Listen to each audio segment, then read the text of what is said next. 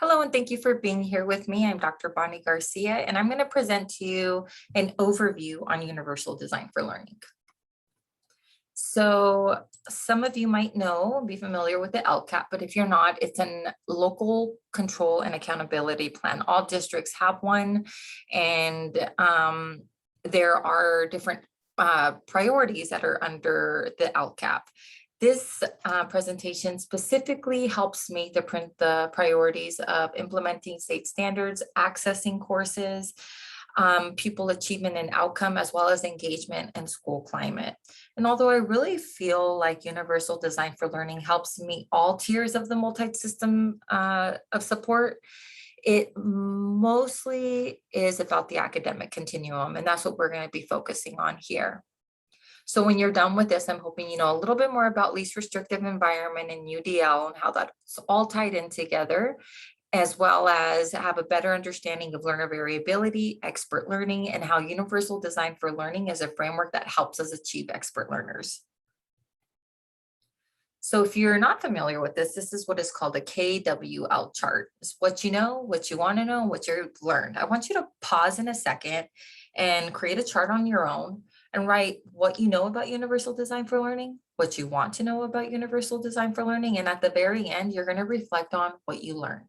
So go ahead and pause here and do that. The KWL chart is a great way to reinforce and to activate prior learning, and then at the very end, reinforce what is learned. So a great strategy to use in your classrooms. Here's the universal design for learning framework, basically. It's not the exact framework, but it's the 3 principles that UDL is based on: multiple means of engagement, multiple means of representation, and multiple means of action and expression. So these are tied to the brain. As you can see, the engagement is tied to the affective network, which is why are we learning what we know? The representation is tied to the back of our brain, and that is what are we learning? That helps us process what it is that we're intaking. And then the front of our brain, it has to do with action and expression. That's how we learn and how we express what we've learned. So I'm going to do a quick activity so we can talk a little bit more about embracing learner diversity, which really is an empathic journey. So in a second, I'm going to have you walk across the circle if. We do not have a circle, so I'm going to have you wave your hand in a circle if, and pretend there's other people in front of you and think about what you would see, okay? So if we had a ton of people in front of us, what would we see? Walk across the circle if you like to run for PE. If you would like to run for your gym activity. Not me. Run across the circle if you prefer to jog. Me, that's how I like to exercise. I like to jog, a little jogging. Think about studying. Walk across the circle if you like to study alone. Sometimes. Walk across the circle if you like to study in a cafe.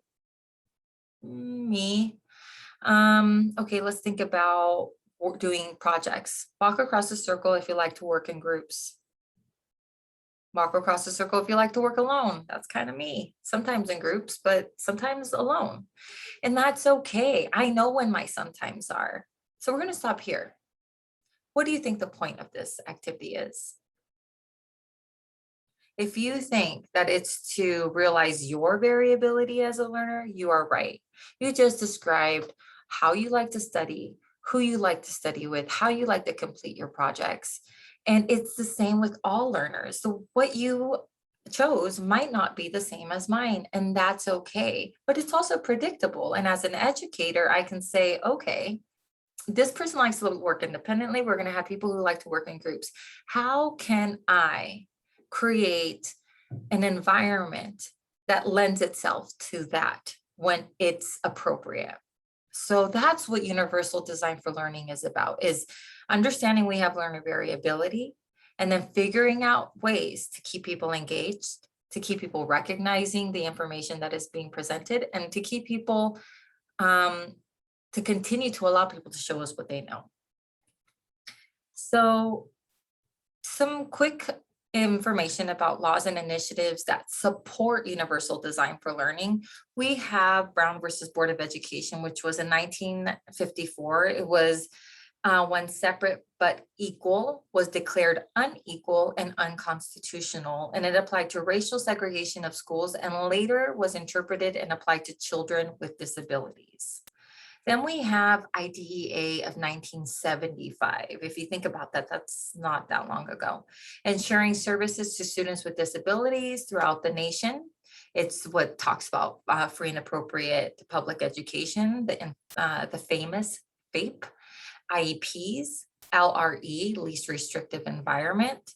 Ed Code 56347 says that general and special education teachers shall be knowledgeable of the content of an IEP and their responsibilities. So this makes everybody responsible for our special needs students. And I want to emphasize that in our schools and according to our laws, all students, including special ed students, are general education students first. And that is why we, as mild to moderate teachers, might be supporting and co-teaching and working in general ed classrooms with teachers. And that's why knowing how to provide universal instruction in the beginning as special ed teachers is so important. And then there is the ESSA. And the ESSA was in 2015. And this is that all, not just college-bound and middle-class students, will be meeting state standards. It promotes districts to implement high-quality assessments in math, language arts, science by using UDL principles. If you notice, a lot of the new state testing uses UDL principles for their accommodations. It also promotes developmentally appropriate and contextually explicit systematic instruction and frequent practice comprehensive literacy instruction using UDL. So there's a lot of stuff that has come out of the ESSA and Brown versus Board of Education and IDEA that says, hey, UDL is necessary. So least restrictive environment is basically to be able to educate students to the maximum extent appropriate, children with disabilities, including children in public or private institutions or other care facilities, to be educated with children who are non-disabled. So the least restrictive environment is always, we're always going to think is going to be the closest to the general ed environment. When students cannot be there due to data and we see that that is not their least restrictive environment, that's when we start to put them in more restrictive settings, maybe SDC settings. And the list can go on and on for more restrictive settings. So take a second to look at this and then tell yourself actually, because I won't be there to answer, what least restrictive environment is. So you may have said that, again, least restrictive environments is general education to our best ability. And then it moves on to maybe special classes, separate settings. But that is only after general education teachers have tried everything that they can and they've exhausted all of they can to try to support the student. And then that's when we say, okay, maybe something a little bit more restrictive. But universal design is meant to help us keep those kids in that least restrictive environment, hopefully in that general ed setting. And as mild to moderate teachers, that is where we're going to be spending a lot of our time. So that leads us into the talk about inclusion. And that's really what we're talking about. And that's education in the regular education classroom and usually with age appropriate peers. So special ed services may still be received in these general ed classes with the appropriate supports. So sometimes there might be a mixture where they get pull out and push in. And you'll see in that MTSS framework, RTI is in each one of these tiers. You have RTI tier 1, tier 2, and tier 3. And then universal design for instruction is at tier 1. That's where we want to be, right? That's our inclusion. And then maybe tier 2, that might be small groups, pullouts, right? And then we have all the way at the top special ed. So what is UDL? in its most basic definition, it is thoroughly knowing the concept you're going to teach and presenting that concept in different ways while engaging students and encouraging them to express their knowledge in different ways so they can become autonomous learners, just like that learner you described of yourself earlier when we were walking across, right? Here is a more formal definition, and you can pause to look at that. And I just want to point out that in the ESSA, UDL is everywhere in the ESSA. So you can pause here and just take a minute to see how it is written into law. So this is a short video on UDL and Apple Maps. I'm going to go ahead and play this for you. Have you ever thought how universally designed our transportation system is? Sitting here mapping out my trip from home to Needles School District, and I just realized that it's giving me options to get from point A to point B. Just like with our students, we want them to get from point A where they are to point B, which is meeting a goal and being successful at a goal or a standard. And within our instruction, just like within this Apple Maps, it's about providing choices based on our needs, our desires, our interests, etc. So same thing with this map. It gives me options to drive. If I have a car, if I'm pressed on time, this would be a great option. Walking, if I don't have a car, if I'm not pressed on time, this would be an option. So giving me a total of one way for walking there, 2 ways of driving there. And then if I just feel like riding a bus and enjoying somebody else driving me there and meeting people along the way, because there's going to be people on the train and people on the bus that I'll run into on my way from home to Needles, then this might be my choice. So I have 3 different ways to get there and 5 different options that are provided to me by Apple Maps, just like the options are provided to students by their teachers. Parameters are set, the options, the choices are provided by the teacher, just like the modes of transportation and the options to get there are provided by Apple Maps. So, there's always these extra accommodations that can be provided. If there's issues, we can go ahead and report that. That would be the teacher-student discussions or meetings. I'm just getting off track here, but pretty cool how similar Apple Maps is to designing instruction universally in our classrooms. Keep this video in mind because we're going to tie this Apple Maps analogy in regards to UDL at the very end. So a little history, UDL began with Ron Mace, who was an architect, a professor and architect, and where he was charged with designing architecture with accessibility from the start. So if we look at this, for example, would we say, just looking at these stairs, that this is accessible? It wasn't. So that's why they had to create a ramp and they needed to retrofit it, meaning that they had to go back and make it accessible. What Ron Mace did was design from accessibility from the start. So as you can see, we have curbs. Who uses curbs? It's not just people on wheelchairs. I use curbs when I ride a bike. I use curbs just so I don't have to, sometimes the curbs are kind of high. So just so I don't have to step on top of it. There's a lot, people with strollers use curbs. Then you have this, it could be a stairway, but instead it's a windy flat stair, not stairway, but pathway. Then you have elevators instead of escalators. So we have options for not just people with wheelchairs, but maybe people who are hurt, or maybe just people who do not want to go up an escalator or stairs. So these are all solutions that show designing with accessibility from the start, providing multiple options for engagement and for representation and for showing what you know from the start. So we have to remember that equality is giving everybody a shoe.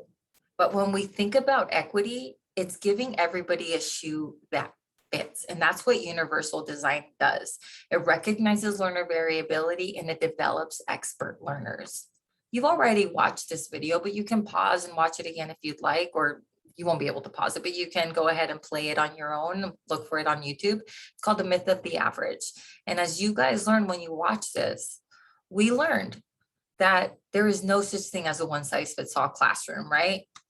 So I want you to pause here and write down 2 to 3 things that you think are problems that educators face today when we think about designing instruction for the variability of learners that we have. When you're done, go ahead and press play. If part of your answer is that it's hard to design for 15 different types of learners, you're right. But the beauty of universal design for learning is that there is some predictability in the different choices that we're going to have to offer. And that is based on some brain network, some brain research that has been done. And again, the principles of universal design for learning are based off of these 3 different networks, which the research that they did showed that the back of the brain has to do with how we process information. So that's our recognition network. And then that all gets transferred into our meaning network, our affective network.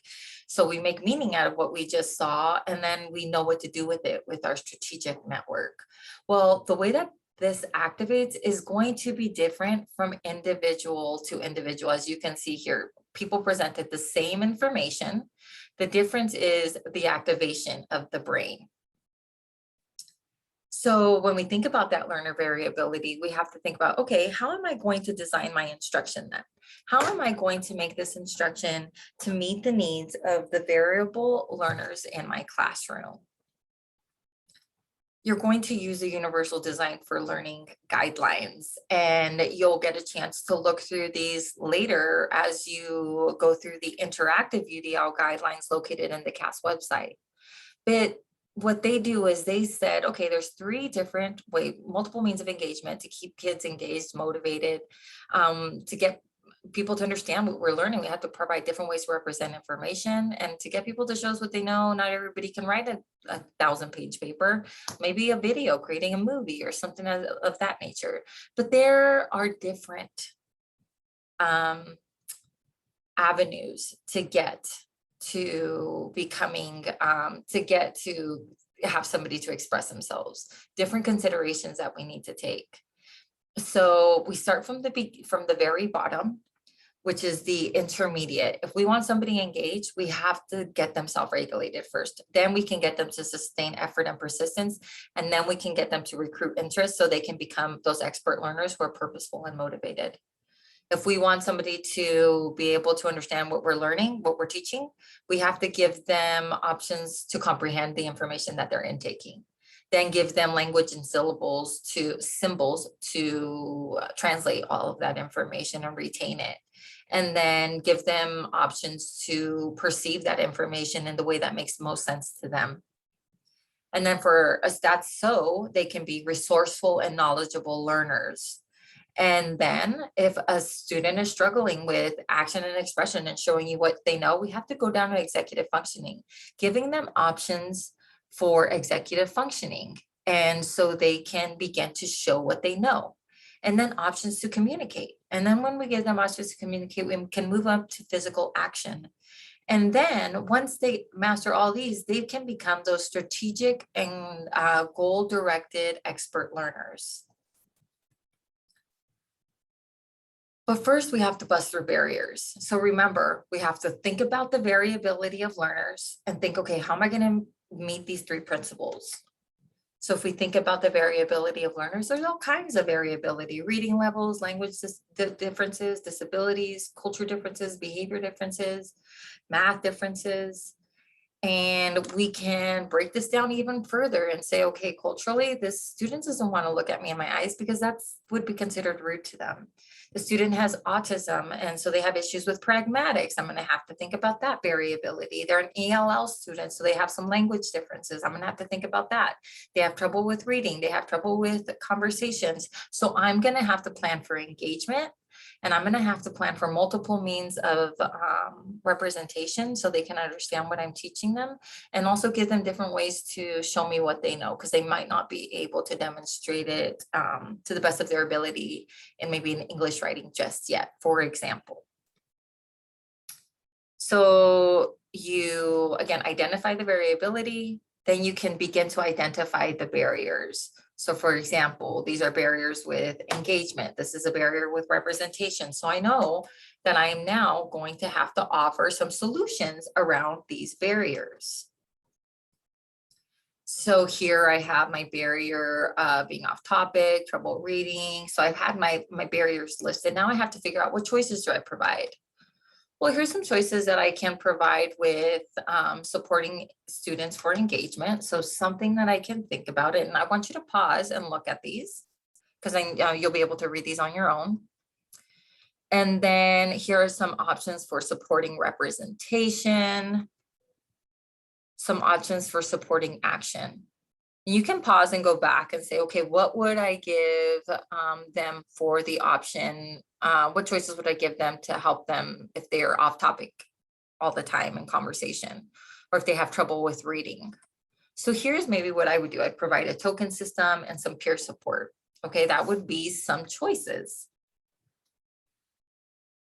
Here is when we get to week 7, we're going to do UDL in action, and you're going to see some videos. And when you watch those videos, I want you to analyze what the student, just the variability of student was present, and what types of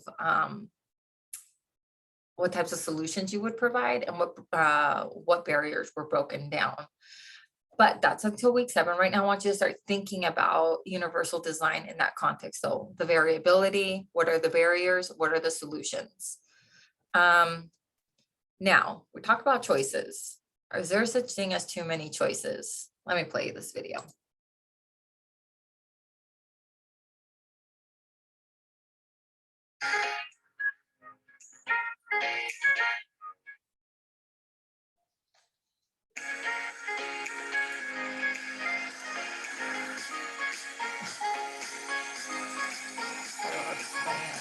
We'll see if it's playing it. If not, you guys are gonna have to play it on your own. Hi. Hi. Hi, how are you? Good, how are you guys? Do you guys want to sign up for a family plan? Yes. Sure. The basic plan we have for the family is the Family Talk plan. It's called All Talk. You get 400 anytime minutes, which you can use anytime. There's another one called Even More Family, and that is 400 anytime minutes, unlimited nights and weekends. That sounds great. We'll do that. There's more options. There's a Even More Family Unlimited, which is unlimited minutes and texting plus web. Okay, so one doesn't have texting, the other doesn't have web. We'll just get one that has everything. Okay, well then you want the Simply Everything plan. Okay, There's also Simply Everything Plus. which is what? Simply Everything Plus texting. What we want is your most standard, basic family plan with a satellite locator. This changes everything plan is what you want then. Yes. That'd be great. Okay. We'd like to sign up for that plan. Okay. We're ready to do that. All right, let me run through a couple more plans we have. We have the Stride plan, the Go-Getter plan, the Free and Do Clear you plan. want to already sign up for a plan? Why is this a new Yeah. plan? Time is of the essence. Do you guys want the Data Pro or the Data Plus? What do most people get? It's about 50-50 split on that one. What's the last one you did? The last transaction, did you do Plus or Data Pro? Actually, that information is confidential, but I have their phone number, so I'm gonna call them. No, I don't care. The Pro. Pro. Pro. We want Pro. Great news, you can add another line for $5 a month. Yes. You guys wanna add another line for I would $5? love that. Yes. Right, so you guys are all set. That is the plan, simply everything, shared anytime minutes. Let's roll over. So now we just have to choose the font. Our most popular models right now are the Vitrio Charisma, That's what we Revelation, want. Epiphany, Torque, Trick, Dazzle, Create, I like Max, Vitrio. Bonus, Focus, and That's the first one Blast you said. Radius. Our most popular colors for those are bubblegum, metallic bubblegum, metallic pumpkin, and pumpkin. What's the difference? Carrie, this is an emergency. Any color is fine. 2 pumpkin phones, 1 Vitrio, 1 Torque. Thank you. Great, okay, so you're all set, you're all signed up. Now there is a nominal fee if you want to keep your current phone number. Yeah, I thought that was a free service. After you pay for it, it is free. So Okay, it's just a one-time fee that you pay annually. it's not a one-time fee, but It is one time in that you only pay one time a year. great. That's not one time. I know, this is- Great, you guys are ready to pick out your sunglasses. What sunglasses? All right, what do you guys think? Such thing as too many choices? Yes. We want to limit our choices to 3 at the most, okay? Keep that in mind. So standards can help us determine what choices can be offered. And you're going to learn about this when you are reading through the book and you're learning about the constant and the variable of a goal. So for example, this goal or this standard is grade 5, and it's a literacy standard. Compare and contrast 2 or more characters, settings, or events in a story or drama, drawing on specific details in the text. So how do the characters interact? So what is being measured, really? What is this goal asking us to do? Think about it. It is it asking us what we know? Is it asking us, is that asking us to build enthusiasm? Is it asking us to master something? So if we look at this goal, we might say it's asking us to compare and contrast 2 or more characters. It is asking us to understand and generalize knowledge. That is what cannot change. Where we can be a little bit more flexible then are around these 2 areas, the affective and the strategic areas. So multiple means of engagement, the multiple means of action and expression. So for example, if we were to take a look at this, like and we were to think about this as a standard, ultimately, Tonya, Bonnie, Mike, and Johnny all have to get to Victorville. We all have to get to this standard. How we get there, remember that video from the beginning, is going to vary from individual to individual. Tonya has maybe 5 or 10 ways to get to Victorville. Mike might have 2. Bonnie has 3. Johnny has, but whatever it is, the goal is, doesn't matter how they get there, is that they all get here. And that is the point. We're not going to change this, but everything else can vary. And that is what I mean by the constant and the variable of a goal, and where we know we can provide choice and where we cannot be flexible. So take into consider accommodations and modifications. Remember that accommodations do not alter instruction as mild to moderate teachers. That's really where we're going to be focusing our time. Modifications do alter instruction though. So that's more of your SDC classes or your moderate to severe classes where the standards are changed. And sometimes in the high school setting, if it's too, depending on their severity, it could just be a completion of a certificate of completion versus a degree, a high school diploma. And also modifications, if there's a modified like English class in high school, that does not count towards university, towards A through G to attend a 4-year university. These are all conversations that we have to know and have with our parents when we're talking about what we're going to provide for our students, accommodations or modifications. There are different types of accommodations for your assessments. There's multiple choice, there's accommodations for fill in the blanks, matching, and mathematical frames. So here are some accommodations that you can use for assessments. Growth mindsets. I'm gonna play this video. As teachers, we sometimes think we have to go in there and we have to know everything that's happening with our kids. But it's trial and error, just like it's trial and error for our kids. So watch this. Failed to make the varsity team. Fail to have a good lesson. Start your career as a walk-on. Start your career as Go a 3-13. your new rookie teacher. season. Lead the league with interceptions. have the most referrals Take a perfect at team. first, right? Blow a perfect season. It's been 108 years as a lovable loser. Be on the wrong side of these upset your sport. Really want to know the secret to victory. Utter disbelief. Defeat.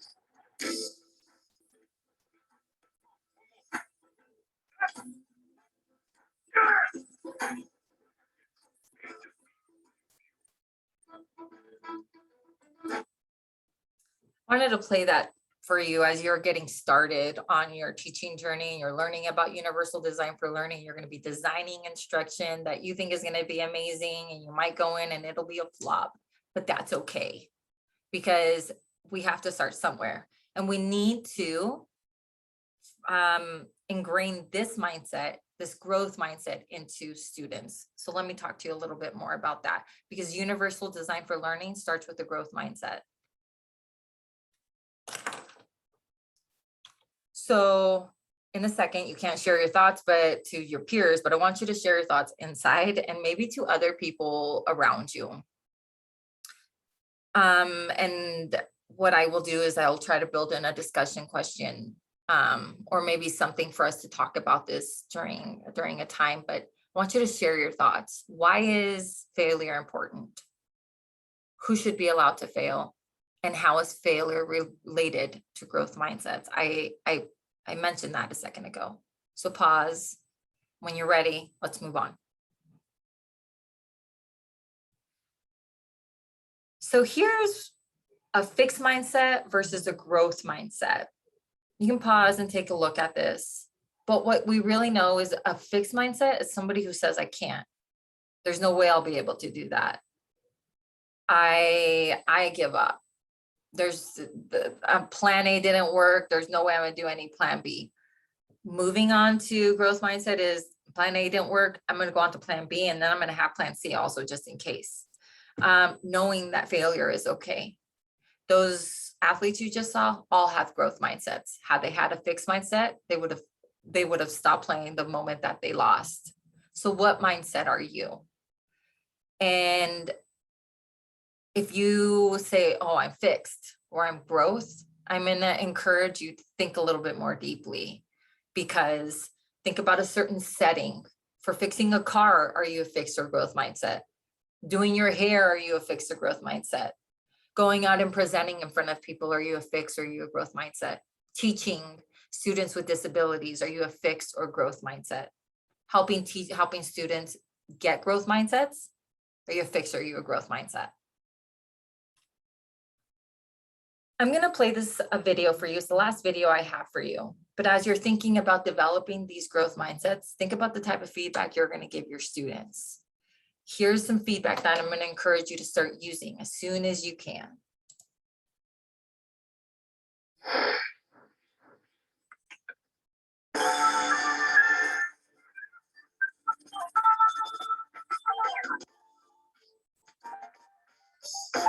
So check this out.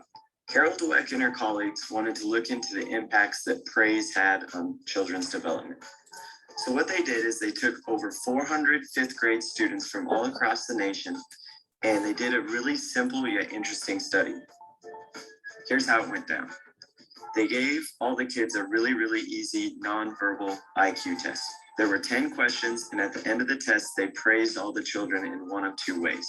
The first group was praised for their intelligence. So they said, wow, great job.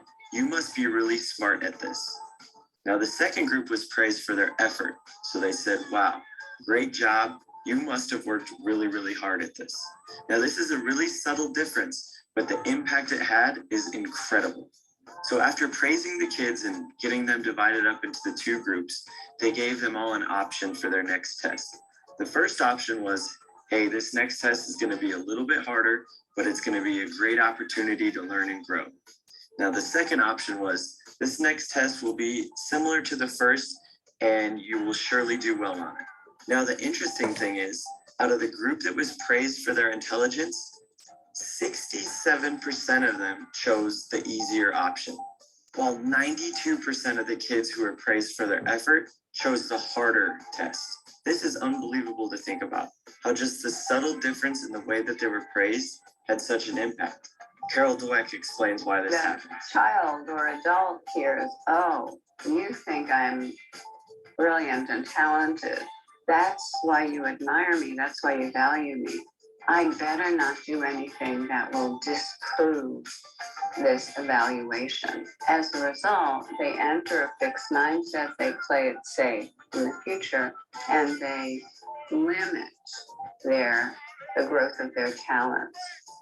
Whereas focusing on the strategies they use, the way they're stretching themselves and taking on hard tasks, the intense practice they're doing, those are the kinds of things that say to a child or an older athlete, it's about the process of growth.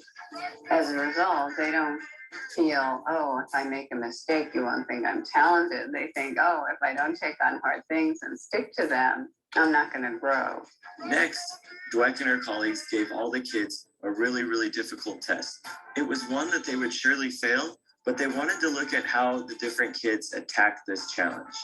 Dweck noticed that the group that was praised for effort worked harder, longer, and actually enjoyed this test more than the group that was praised for their intelligence. This group got really frustrated with this test and had the tendency to give up early. After this artificially induced failure round, all of the kids were given a third and final test. Now, this test was the same level of difficulty as the first one, but check out the results. The group that was praised for their intelligence actually did worse on this test than the first one. Their average score actually dropped by 20%, while the group that was praised for their effort did significantly better, raising their average score by nearly 30%. This is a 50% difference in performance that was caused by a few subtle differences in the way that they were praised. This study shows how praise can either make or break a child's development. I mean, we all do it. We all want to be positive with the children we work with, so teachers, coaches, parents are always looking for ways to support their kids and tend to praise them quite a bit. So we need to look at research like this and realize, okay, praise is a good thing and there's nothing wrong with being positive, but we need to be very careful about praising someone's intelligence or abilities and focus more on the process and the effort that they put forth. I think this is a pretty easy fix that will help us develop growth mindsets within the kids that we work with. And as all the research shows, having a growth mindset has a big time impact on the development of a child, whether it's on the court, in the classroom, or just in life. Thanks so much for following along and watching this video. For more like this, visit championshipbasketballschool.com and click on the championship newsletter. We'll see you next week. Thanks, guys. There we go. So remember, when you're giving feedback, be very specific and talk about the effort, not intelligence, because that is where you will get the most bang for your buck. So know that our state has adopted UDL just like our nation has under the ESSA. You'll see, and these actually have been updated even more. You can check with your district. But there, for the state testing, the tools are now talked about as universal tools, and they do take the universal guidelines into consideration as they created these tools. So we have come to the end of our training or our presentation. If you could go ahead and pause and now fill out what you've learned. And when you are done, go ahead and come back.